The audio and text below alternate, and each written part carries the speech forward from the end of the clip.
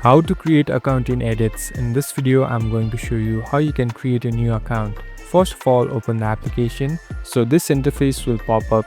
Now, in order to log in or create account in this application, first you must have an Instagram account or Instagram ID.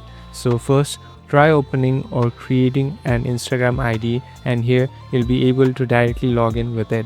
So if you don't have an Instagram ID, you won't be able to access it. Now simply tap on the account with which you want to log in. So here I'm tapping on one. Now it's getting loaded, so it will take some time. Here it will directly connect with your account and you'll be able to directly import the videos and photos. Now simply tap on join edits, so you're in. So this is the interface and you are logged in. Thank you for watching this video. I hope this video will help you.